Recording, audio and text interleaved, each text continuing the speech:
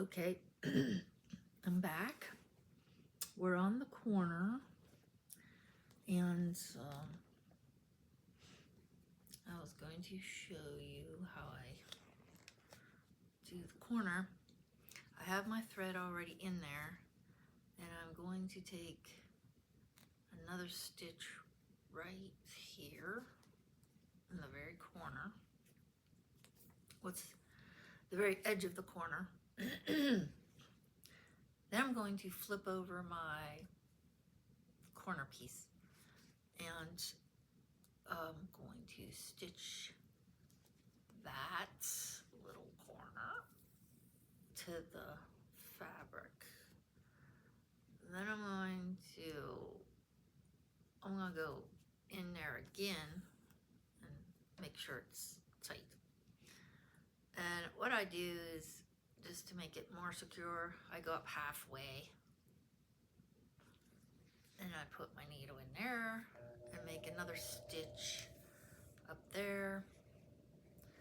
Then I take it back down through the center and bring it out so that it has just one more stitch in there to hold it down. And then I move my quilt around to continue on the next side. So that's how I do the corners. If you have a different way you like to do the corners, that's fine too. It's not like everybody has to follow the rigid rules. There's different ways of doing everything, so if you have a better way of doing it, that's fine too.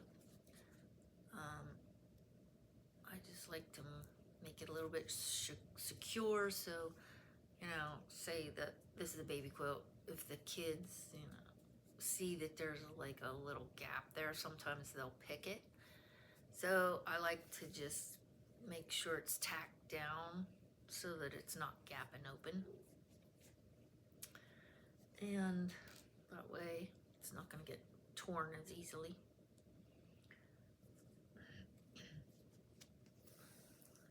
So there you go.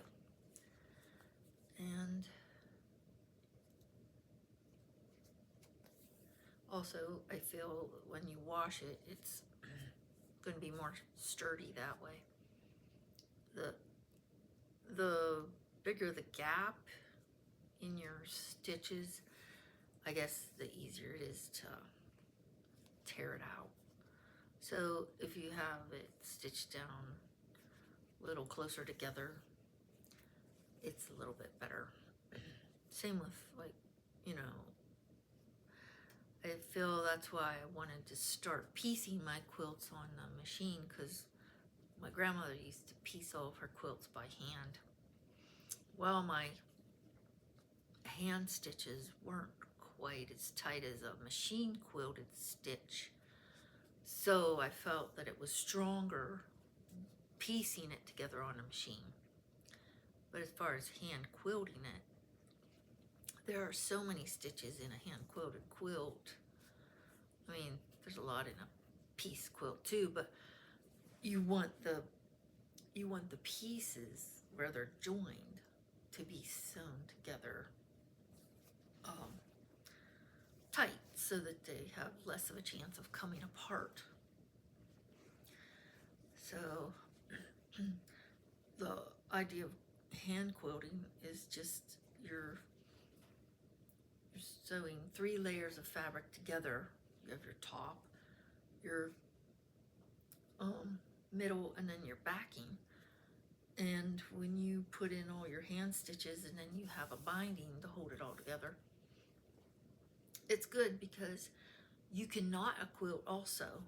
I don't know if you've ever heard of knotted quilts, but you take a thicker yarn or embroidery thread and pull it up through about every 3 to 4 inches and knot a quilt. So a knotted quilt doesn't have as many stitches in holding the 3 layers together. So that's what I'm saying. When you hand quilt it, you have a lot more stitches to hold it together, and it's not the same as when you piece it together. So, you know, that's just my thoughts. So, but that's why I wanted to start sewing mine on a machine. Plus, it was quicker than hand piecing all the tops together. You can get them done quicker on a machine.